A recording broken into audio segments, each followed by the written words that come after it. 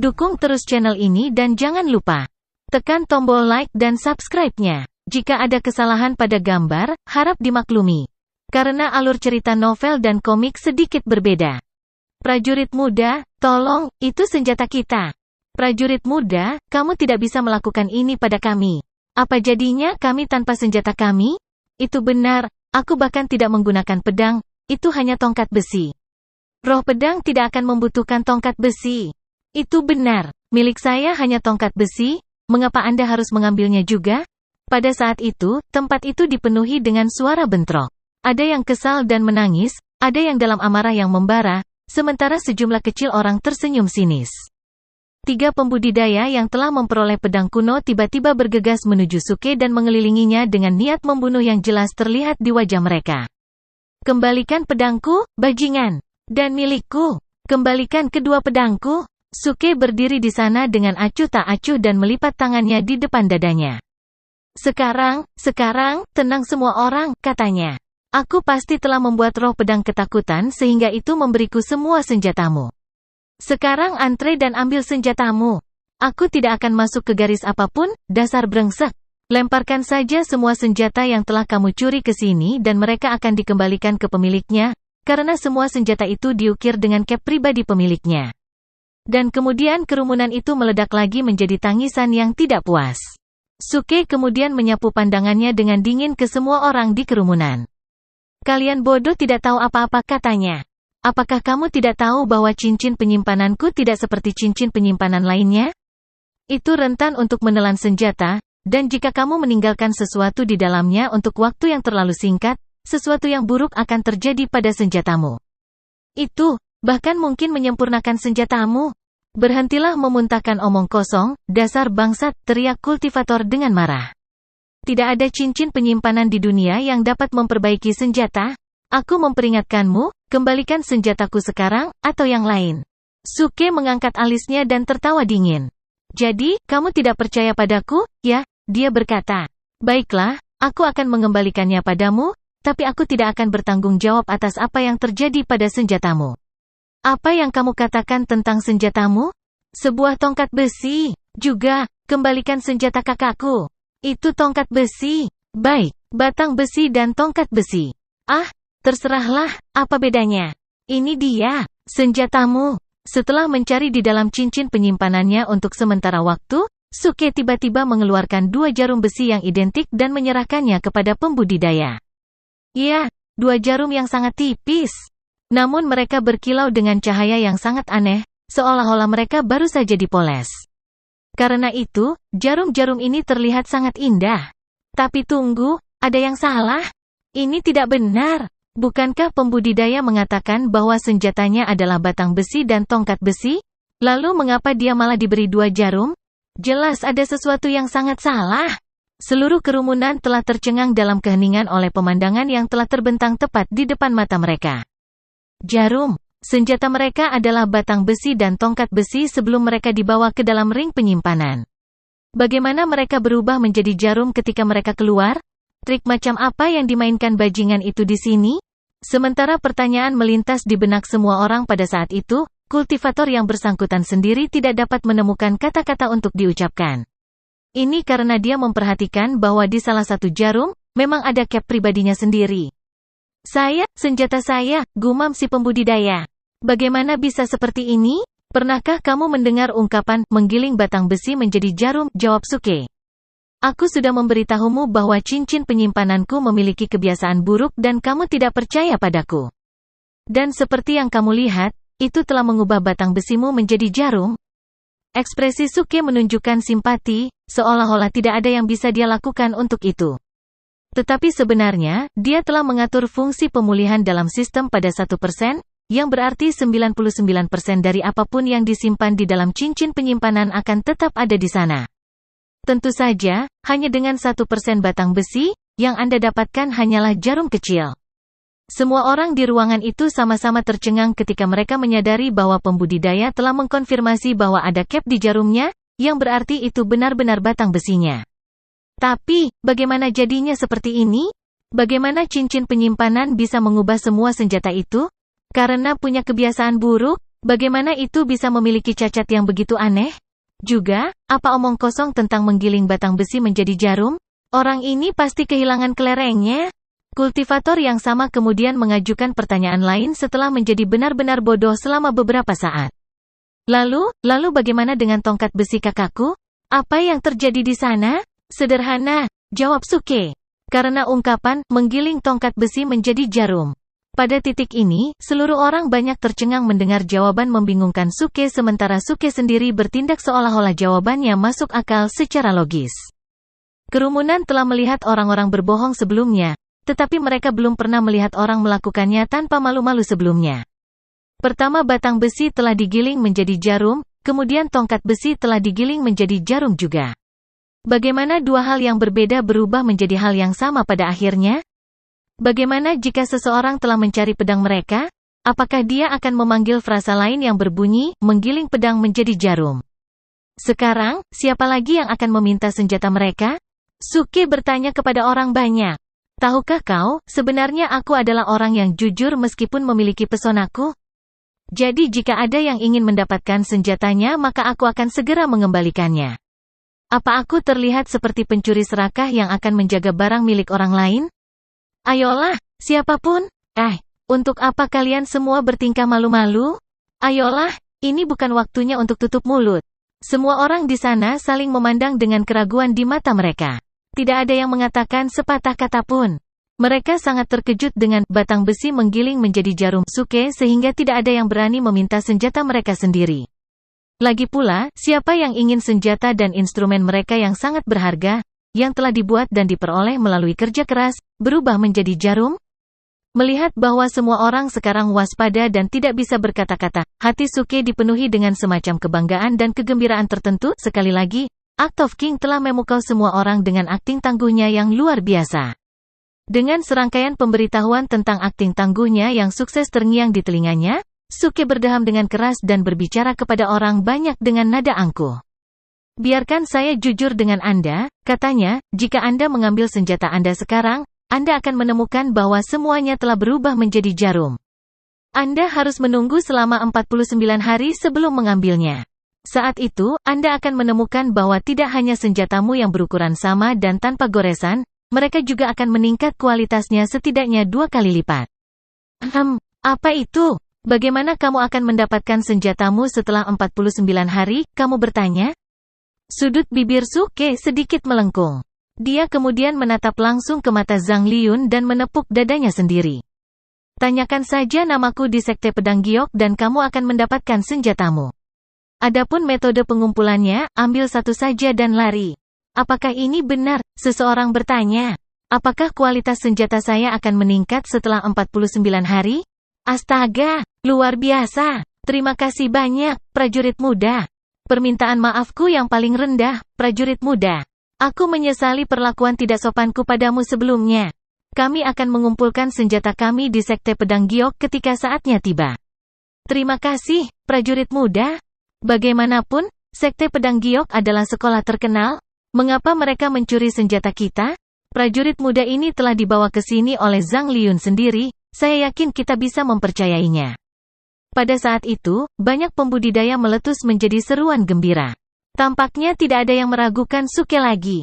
Bagaimanapun, kebenaran telah terbukti di depan mata mereka, kedua batang besi itu benar-benar berubah menjadi jarum. Itu pasti berarti bahwa cincin penyimpanan pemuda itu memiliki fungsi pemurnian senjata khusus. Dan karena Sekte Pedang Giok sendiri dapat menjamin penyimpanan senjata mereka, tentu tidak akan ada masalah kan? Sekte Pedang Giok adalah sekolah yang memiliki reputasi baik, mereka tidak akan mempertaruhkan nama baik mereka dengan menipu semua orang, bukan? Tiba-tiba, seluruh kerumunan sangat gembira dan lega bahwa kemalangan mereka ternyata menjadi keberuntungan besar. Yah, kecuali grup dari Sekte Pedang Giok, tentu saja. Terutama Zhang Liun, yang matanya melebar ke ukuran piring dalam kebingungan tentang bagaimana hal-hal telah berubah menjadi aneh. Dia tampak seolah-olah akan membelah darah setiap saat sekarang. Anda bajingan yang mengerikan, sejak kapan Anda menjadi begitu akrab dengan Sekte Pedang Giok? Karena fakta bahwa Ye Changfeng dikalahkan, Zhang Liun tidak berani membuka mulutnya untuk mengekspos Suke. Dia harus menggertakkan giginya dan menelan ini. Zhang Liun telah mengambil keputusan. Ketika sesepuh sekte tiba, dia akan membiarkan para tetua mengeluarkan bajingan kecil ini dan membuatnya memuntahkan semua pedang dan senjata yang telah dia telan sebelumnya. Namun, 3 pembudidaya elit yang pedang kunonya telah diambil masih berkumpul di sekitar Suke. Meskipun Suke brengsek, dia juga memiliki seperangkat prinsipnya sendiri. Mata ganti mata, gigi ganti gigi, jika orang lain meninggalkan saya sendiri, saya juga akan meninggalkan mereka, pikirnya.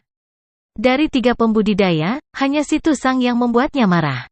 2 lainnya tidak bersalah. Suke tidak ingin mereka terlibat, jadi dia mengeluarkan 3 pedang kuno dan mengembalikannya ke masing-masing pedang. Kultivator ke-9 memiliki 2 pedang dan pembudidaya kedua memiliki 1 pedang. Adapun si Tusang, dia menunggu dengan tangan kosong. Oh, saya hanya mengambil 3 pedang kuno dan saya mengembalikannya ke pemilik aslinya. Saya, Takumi Fujiwara, seorang pemuda abad 21 yang baik, tidak mengantongi uang yang saya ambil di jalanan. Hanya 1 sen, saya akan segera melaporkannya kepada petugas polisi. Setelah mengembalikan 3 pedang kuno, Suke melihat bahwa si Tusang masih menatapnya, marah karena marah. Dia masih menunggu pedang kunonya dikembalikan. Suke tertawa nakal dan berjalan ke arahnya. Hei, apa yang kamu lihat? Saya bukan gadis cantik, jangan bilang. Mengalihkan pandanganmu dariku? 9 dari 10 pembudidaya yang mendengar kalimat itu sangat marah sehingga mereka tertawa. Mereka belum pernah bertemu pria yang tidak tahu malu dan kurang ajar seperti itu. Bagaimana si Tusang bisa terkesan dengan sikap jahatmu? Kamu bajingan, titik. Si Tusang sedang menunggu Anda untuk mengembalikan pedang kuno kepadanya. Pikiran melintas di benak mereka, tetapi tidak ada yang berani menyuarakannya. Pedang kuno, pedang kunoku. Sejujurnya, kemarahan si Tusang telah menumpuk begitu banyak sehingga dia bisa berkobar kapan saja. Tapi dia khawatir Suke akan benar-benar memutuskan untuk tidak mengembalikan pedang kuno itu kepadanya, jadi dia mencoba yang terbaik untuk mengendalikan amarahnya. Kultivator Fujiwara, tolong kembalikan pedang kuno yang saya peroleh sebelumnya, katanya dengan ramah dan damai. Keluarga situ akan membalas budi kepada penggarap Fujiwara. Membayar kembali. Semua pembudidaya yang hadir tahu bahwa pembalasan yang seharusnya adalah pembalasan. Suke telah menghina tuan muda dari keluarga situ, yang berarti dia tidak menghormati mereka. Keluarga situ akan mendapatkannya untuk itu. Yo, jadi pembudidaya situ menginginkan pedang kuno? Bukankah itu mudah? Aku bilang, cara mendapatkan pedang kuno terlalu sederhana. Menonton ekspresi kesal si Tusang, Suke terkikik dan menunjuk ke gua lagi. Lihat. Di dalamnya ada banyak pedang kuno. Anda dapat memiliki sebanyak yang Anda inginkan. Cara mendapatkannya sangat sederhana. Cukup kutuk roh pedang tanpa ampun, semakin jahat Anda memarahi, roh pedang akan menghadiahi Anda lebih banyak pedang. Anda dapat melihat sendiri, bukankah saya mengujinya sebelumnya? Saya mendapatkan lebih dari 100 pedang kuno setelah bersumpah. Roh pedang memiliki banyak pedang dan itu adalah orang yang menyedihkan. Jadi, penggarap situ, jika kamu melakukan hal yang sama pada roh pedang, kamu akan mendapatkan pedang kuno. Anda, si Tusang dan para pembudidaya lainnya di sana hampir menangis karena marah. Jadi maksudmu kamu mendapatkan banyak pedang kuno dengan menyalahgunakan roh pedang? Siapa yang kamu tipu? Roh pedang dikatakan tidak memiliki temperamen yang baik. Oh, kamu tidak percaya padaku? Maka mau bagaimana lagi? Anak muda, aku akan memberimu nasihat. Di dunia ini, tidak ada yang namanya makan siang gratis. Kamu tidak boleh malas dan tidak bekerja untuk apa yang Anda inginkan. Buruh adalah hal yang paling mulia. Hanya ketika Anda sendiri telah bekerja keras untuk sesuatu, barulah sesuatu itu dapat menjadi milik Anda. Jadi, jika kamu menginginkan pedang kunomu, dapatkan melalui usahamu sendiri. Bagaimana kamu bisa mengulurkan tanganmu dan memintanya padaku? Apakah aku ayahmu? Tapi, jika kamu bersedia memanggilku seperti itu, aku akan dengan enggan menerima anak yang tidak berbakti sepertimu. Setelah Suke selesai mengucapkan semua kata-kata ini, dia memandang si Tusang dengan ramah seperti orang tua pada seorang anak, seolah-olah dia sedang menunggu si Tusang memanggilnya, ayah. Si Tusang tidak tahan lagi dan segera berteriak, bajingan, kamu berani menggertakku seperti ini. Kembalikan pedang kunoku, atau jangan salahkan aku karena mengejarmu. Ya ampun. Kamu ingin melawanku? Apakah ini lelucon? Suke berkata dengan jijik. Semuanya, apakah menurutmu ini benar? Bajingan ini tidak bisa mendapatkan pedang kuno dan cemburu padaku karena aku punya begitu banyak. Dia benar-benar ingin bertarung dan merebut pedang kunoku. Katakan semuanya, menurutmu, dia berhak melakukan ini? Kerumunan pembudidaya terdiam dan pura-pura tidak mendengar apa-apa. Si Tu Sang tidak ingin membiarkan masalah ini berhenti. Jika kamu tidak menyerahkan pedang kunoku, dia meludah dengan marah, aku akan memastikan kamu bahkan tidak akan memiliki kesempatan untuk menyesalinya. Iya, aku sangat takut. Aku orang yang sangat berbakat. Apakah ada sekte yang mau membawaku ke sekte mereka? Cepat, ini kesempatanmu untuk menunjukkan dirimu. Siapapun yang bisa menangani si Tu Sang ini, aku akan bergabung dengan sekte itu. Suke berteriak ke arah kerumunan. Ada cukup banyak tetua dari beberapa sekte yang hadir juga. Ketika mereka mendengar kata-kata itu, mereka memiliki pemikiran untuk membuat Suke bergabung dengan sekte mereka. Namun, yang menahan mereka adalah kekuatan dan pengaruh keluarga situ. Apakah layak menyinggung keluarga situ untuk seorang pembudidaya pedang jenius? Mungkin satu-satunya sekte yang bisa setara dengan keluarga situ adalah sekte pedang giok. Banyak orang melihat ke arah Zhang Liyun dari sekte pedang giok. Si Tu Sang juga menatapnya. Alasan mengapa dia menoleransi Suke sampai sekarang adalah karena dia khawatir akan menyinggung sekte pedang giok. Namun, para tetua dari sekte pedang giok belum datang. Hanya Zhang Liyun yang hadir pada saat itu. Dia hanya bisa membuang muka, seolah-olah dia tidak tahu apa-apa. Meskipun Suke menahan mereka, menyinggung keluarga situ juga merupakan masalah serius, jadi Zhang Liyun tidak berani membuat keputusan itu. Si Tu Sang mencibir pada Suke ketika dia melihat itu. Takumi Fujiwara, kamu menghadapi keluarga situ. Tidak ada yang berani datang ke sisimu dan melindungimu. Jika kamu cukup pintar, cepat dan serahkan pedang kuno. Haha. Fraksi surga yang meledak hanya memiliki pahlawan yang tidak membutuhkan bantuan orang lain, Suke menggelengkan kepalanya. Aku hanya ingin melihat siapa yang berani melindungiku, dan aku akan membalasnya dengan tamparan keras sebagai salam. Kerumunan merasakan mulut mereka berkedut dan berpikir, benar, teruslah membual. Apakah Anda akan mati ketika Anda berhenti membual? Kamu mencari kematian? Si Tu Sang benar-benar kehilangan kesabaran. Pedang terbang tiba-tiba muncul di samping si Tu Sang, dan membawa wasiat pedang yang agung, pedang itu terbang lurus ke arah Suke. Yo, itu cepat, sepertinya kamu penembak yang cepat. Kelopak mata Suke berkedut. Dia telah meremehkan si Tu Sang ini. Namun, berurusan dengan pemula seperti ini masih sangat mudah baginya. Desir, Suke memanggil pedang besar. Itu adalah salah satu pedang yang dia ambil dari gua sebelumnya. Itu berkarat dan tampak usang.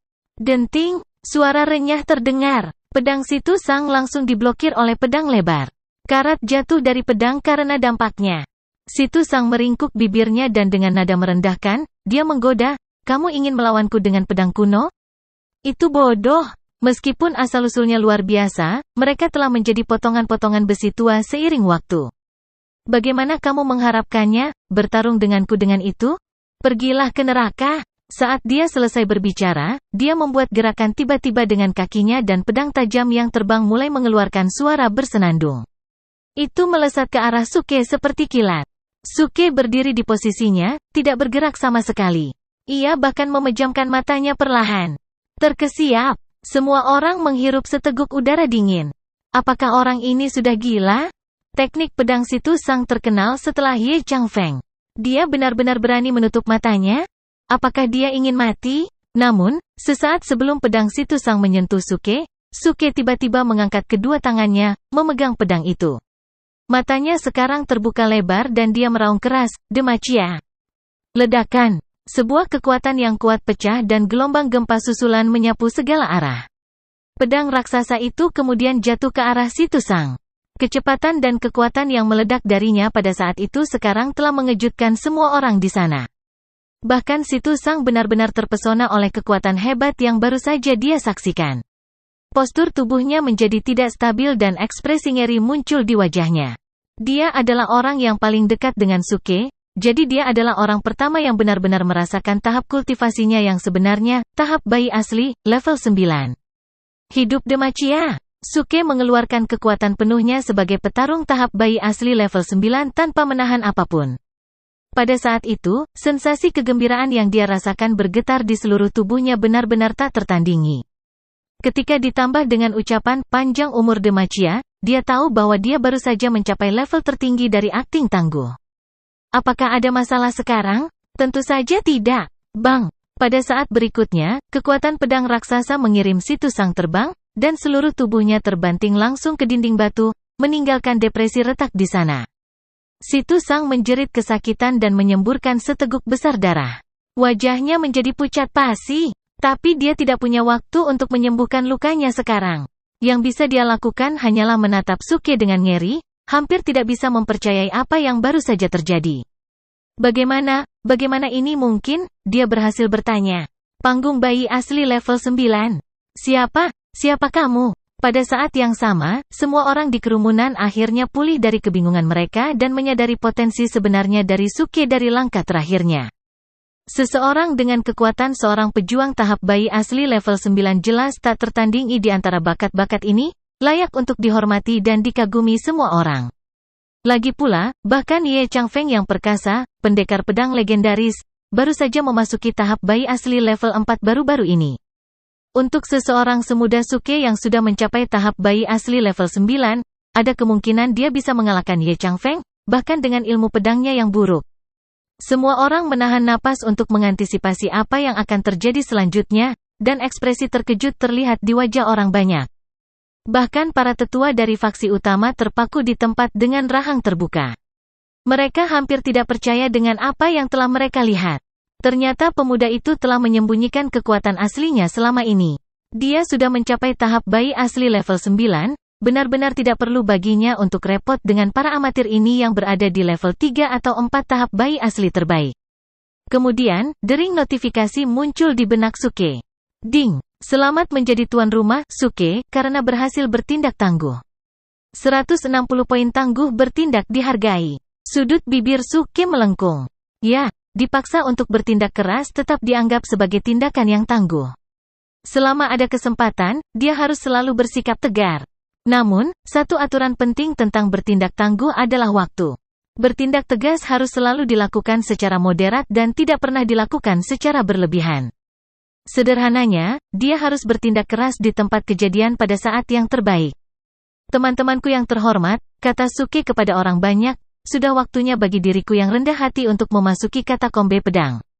Apakah ada kakek tua tahap transformasi bayi di sini yang ingin bergabung denganku? Suke tersenyum nakal dan mengalihkan pandangannya ke para tetua sekte besar. Wajah para tetua tiba-tiba menjadi gelap dan hati mereka terbakar amarah. Dasar bajingan kecil yang tidak sopan? Apa yang dia maksud dengan menyebut mereka kakek tua? Tidak bisakah dia menunjukkan sedikit rasa hormat kepada para senior? Apakah bajingan itu mencari masalah? Jadi tidak ada satupun dari tahap transformasi bayi yang akan bergabung denganku? Ya, kata Suke setelah tidak menerima tanggapan dari para tetua. Mungkin ada larangan-larangan di Sword Catacomb ini. Baiklah, jadi hanya kami anak muda yang bersenang-senang di Sword Catacomb. Dan saya hanya berencana untuk memberi Ye Changfeng pelajaran yang keras. Lagi pula, kami dari Exploding Fraksi Surga begitu berani dan berani ketika kita menantang orang untuk berduel. Selamat tinggal, teman-teman terkasih. Saat Suke menyelesaikan kalimatnya, dia melambaikan jubahnya, berbalik dan menuju ke Sword Catacomb. Tentu saja, dia tidak lupa membawa mobil sport yang dia parkir di pinggir jalan bersamanya. Apa kesombongan? Betapa sombongnya kebanggaan itu. Namun semua orang di sana tercengang. Di bawah aturan larangan Sword Catacomb, mereka yang berada di tahap transformasi bayi memang dilarang masuk, namun bajingan ini telah memasuki tempat suci di tahap bayi asli level 9. Dia pasti akan menyebabkan kegemparan saat dia menginjakan kaki di sana. Namun, kebanyakan dari mereka tidak terlalu mengkhawatirkannya. Lagi pula, ada orang-orang yang berada di level 9 bayi asli di faksi atau keluarga mereka, jadi mereka pasti bisa mencegah bencana apapun terjadi. Suara mendesing. Pada saat itu, Suke hendak melangkah ke pintu masuk katakombe pedang ketika dia tiba-tiba melambaikan tangannya. Kemudian, di bawah tatapan semua orang, Suke mengeluarkan ratusan pedang kuno dari penyimpanan di sistem dan membiarkannya menggantung di udara. Kemudian, dia melangkah dengan bangga ke pintu masuk dan melampaui aturan larangan Sword Catacomb. Sementara itu, semua orang di kerumunan merasakan sensasi bergejolak, seolah-olah akan memuntahkan semua isi perut mereka, saat menyaksikan adegan itu berlangsung. Mereka belum pernah melihat bajingan arogan yang menyebalkan seperti itu sebelumnya. Biasanya, aturan pembatasan Sword Catacomb hanya membutuhkan satu pedang kuno untuk dilampaui, Namun bajingan ini telah mengeluarkan ratusan pedang kuno dengan satu gerakan, jelas hanya untuk pamer. Ketika mereka memikirkannya, bajingan ini telah menjadi bajingan kecil yang menjengkelkan dan sombong sejak dia muncul. Pertama adalah kereta ilahi yang aneh itu, kemudian hal pertama yang dia katakan adalah bahwa dia akan menantang Ye Changfeng, sementara Zhang Liyun telah dipaksa untuk bersikap sopan padanya sepanjang waktu. Kemudian ternyata dia berada di tahap bayi asli level 9. Tidak melupakan fakta bahwa dia bisa mendapatkan ratusan pedang kuno dari gua. Dari kelihatannya, bajingan itu pantas dipukuli oleh dua Ye Changfeng, bukan hanya satu. Karena roh pedang selalu membagikan 100 pedang kuno setiap 100 tahun, sekarang bajingan itu telah mendapatkan ratusan pedang itu untuk dirinya sendiri, itu berarti bahwa pendekar pedang baru tidak akan bisa memasuki Sword Catacomb untuk beberapa tahun ke depan. Ratusan tahun? Sungguh bajingan yang keji dan egois. Hanya karena dia ingin pamer, keparat ini telah merampas peluang pendekar pedang bangsa logam di masa depan untuk mengembangkan budidaya ilmu pedang mereka selama berabad-abad yang akan datang. Tapi untuk seorang bajingan yang begitu tidak sopan terhadap roh pedang, bagaimana dia bisa mendapatkan begitu banyak pedang kuno? Itulah pertanyaan sebenarnya yang paling mengganggu para tetua faksi di kerumunan. Mungkinkah dia adalah orang yang begitu kuat sehingga bahkan roh pedang takut padanya? Para tetua menghela nafas sedih pada kenyataan yang menyedihkan. Oh, kemerosotan moral generasi ini, keluh mereka. Bagaimana mungkin satu orang diizinkan untuk memotong begitu banyak pria muda dari peluang emas untuk memasuki katakombe pedang? Bagaimana dia bisa hidup dengan dirinya sendiri setelah melakukan tindakan egois seperti itu? Sekarang bagaimana para pendekar pedang berbakat dari beberapa ratus tahun ke depan akan berpartisipasi dalam kompetisi di Sword Catacomb? Ini memalukan. Jika bukan karena aturan suci katakombe pedang, aku akan merebut semua pedang kuno darinya dengan tanganku sendiri. Suke mendengar kata-kata ini tepat saat dia melewati aturan pembatasan Sword Catacomb. Dia berhenti mati di tengah jalan dan segera berbalik. Apa itu? Kamu ingin mengambil pedangku dariku? Ini mengejutkan semua orang di kerumunan. Apa yang akan dicoba oleh bajingan kecil itu sekarang? Kamu ingin pedang ini? Suke berteriak. Kenapa kamu tidak mengatakannya? Bagaimana aku tahu karena kamu tidak mengatakan apa-apa? Ayo, kalau begitu, aku akan memberikan semuanya padamu. Apa sekarang? Jadi dia akhirnya menemukan hati nuraninya dan akan mengembalikan semua pedang?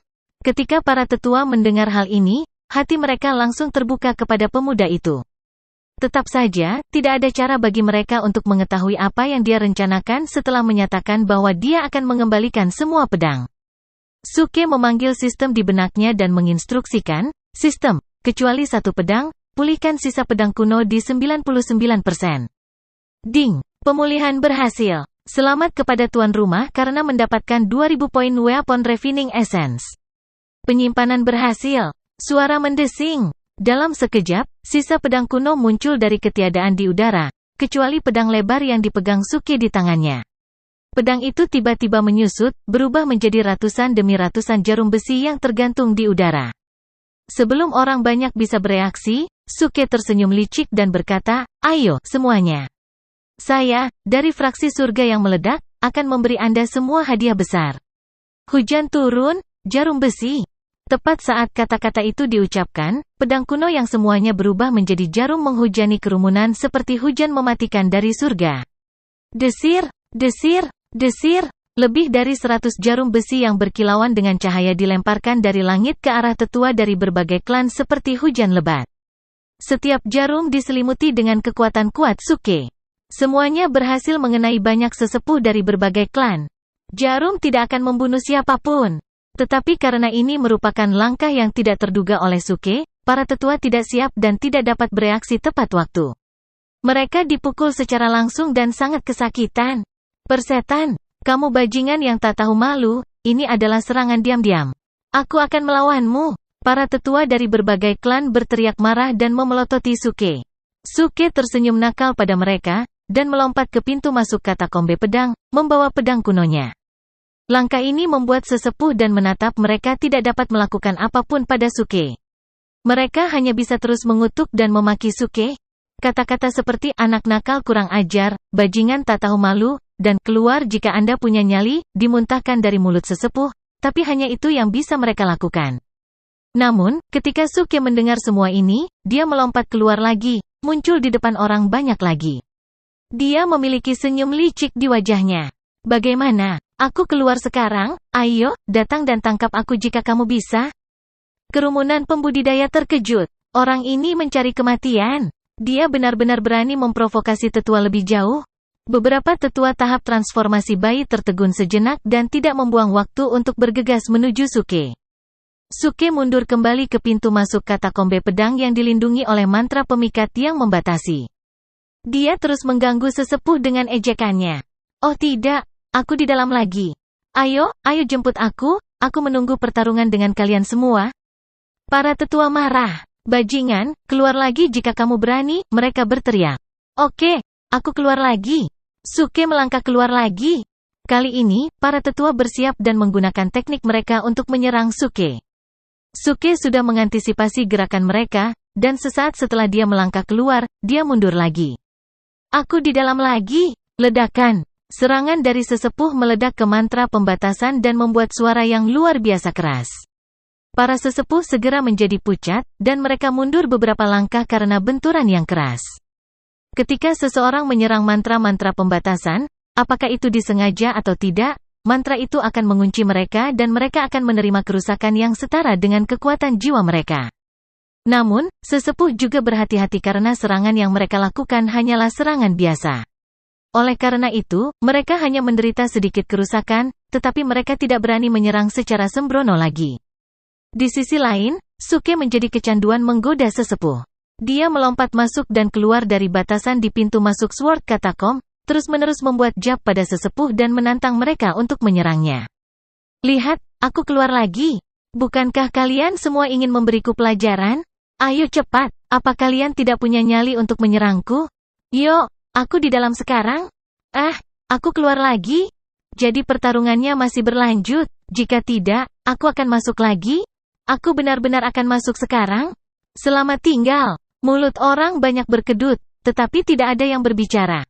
Hanya provokasi Suke yang bisa didengar. Para sesepuh sangat marah sehingga mereka merasa ingin memuntahkan darah.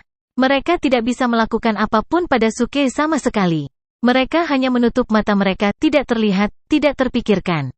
Ketika mereka mendengar Suke mengucapkan selamat tinggal kepada mereka, mereka semua menghela nafas lega. Mereka berpikir, bajingan itu akhirnya hilang. Saat mereka mengira dunia menjadi damai kembali, Suke tiba-tiba muncul lagi di pintu masuk katakombe pedang. Dang. Surprise! Aku keluar lagi. Apakah kalian semua kagum? Bang! Seorang penatua baru saja berbalik untuk pergi ketika tiba-tiba suara Suke terdengar. Penatua menjadi bingung dan tidak memperhatikan apa yang ada di belakangnya ketika dia mencoba untuk berbalik, dan secara tidak sengaja menabrak dinding batu. Sisanya sangat kecewa sehingga mereka merasa ingin muntah darah kapan saja sekarang. Astaga, apakah kamu sudah selesai bermain? Mereka pikir. Si jenius memang kesepian. Karena kalian semua takut bertarung, maka lupakan saja. Aku pergi sekarang. Suke menghela nafas. Kali ini dia masuk ke dalam Sword Katakom. Tapi saat dia berbalik dan berjalan lebih dalam, semua orang di luar bisa mendengar nyanyiannya yang bergema. Menjadi tak terkalahkan benar-benar kesepian. Menjadi tak terkalahkan benar-benar kosong. Berdiri sendiri di atas, angin dingin. Kata-katanya terputus oleh suara batuk. Maaf, suaraku pecah. Meskipun nyanyian telah menghilang, seluruh area masih dalam mode senyap. Semua orang memasang ekspresi yang tidak menyenangkan, terutama sesepuh dari berbagai klan.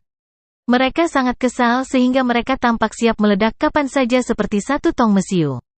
Saya telah melihat orang-orang yang tidak tahu malu, tetapi belum pernah saya bertemu seseorang yang begitu berani. Tak terkalahkan dan kesepian, tak terkalahkan dan kosong? Lalu kenapa kamu tidak keluar dan bertarung saja? Semua tetua adalah dari tahap transformasi bayi, mereka adalah tetua yang bereputasi dan terhormat dari klan mereka. Mereka ada di sana untuk melindungi para jenius dan elit berbakat di klan mereka. Tapi sekarang, mereka bahkan tidak bisa menghentikan bajingan seperti Suke untuk memasuki Sword Katakom. Mereka penuh penyesalan. Jika mereka tahu sebelumnya, mereka tidak akan terlalu khawatir dan akan menyerangnya secara langsung. Mereka tidak akan membiarkan diri mereka dimainkan olehnya seperti monyet. Tot. Pada saat yang sama, Suke dengan santai memasuki Sword Catacomb. Bukan karena Suke tidak bisa melawan mereka, tetapi lebih karena dia tidak ingin membuang terlalu banyak waktu untuk melakukan itu. Para tetua tidak bisa mengancam Suke sama sekali, tetapi Suke perlu menghabiskan waktu untuk berurusan dengan mereka, yang pada akhirnya bisa memakan waktu. Sudah ada 90 pembudidaya elit muda di dalam Sword Catacomb. Dia khawatir jika dia datang terlambat, roh pedang akan diambil oleh orang lain. Adapun orang-orang di luar, dia selalu bisa berurusan dengan mereka nanti ketika dia keluar dari Sword Catacomb. Mata Suke menyipit saat dia memikirkan itu, dan dia terus berjalan. Di depan ada jalan panjang dan gelap yang tampaknya tak berujung. Angin dingin menerpa Suke secara tak terduga, dengan rasa dingin yang menusuk yang sepertinya menembus tulang. Suke agak tercengang. Memang memasuki Sword Catacomb bukanlah hal yang mudah, karena bahkan embusan angin pun mengandung jejak kehendak pedang. Tempat ini pasti tidak menyenangkan dan berbahaya. Dia pikir, negara logam pasti telah memilih untuk membangun makam kekaisaran mereka di seberang katakombe pedang untuk meminjam karakteristik geomansi yang tidak menyenangkan untuk menciptakan geomansi yang menguntungkan untuk makam kekaisaran mereka. Jenis pengaturan geomansi ini cukup brilian. Suke mewarisi pengetahuan dan ingatan profesional Hubai dan Zhang Qiling. Itulah mengapa dia bisa melihat pengaturan geomansi tempat itu, bergumam pada dirinya sendiri sambil maju lebih dalam. Tidak lama kemudian, Suke mencapai pusat terowongan. Dia tiba-tiba berhenti dan berhenti maju. Ada yang tidak beres, kata Suke sambil menyipitkan matanya curiga. Terowongan Sword Catacomb sangat panjang. Bukankah seharusnya ada mantra atau jebakan yang membatasi? Dia dengan hati-hati memeriksa area itu dengan menyentuh dinding di sekitarnya. Dindingnya basah dan lembut, seolah-olah dia menyentuh sepotong daging. Sialan, benda apa ini? Suke terkejut.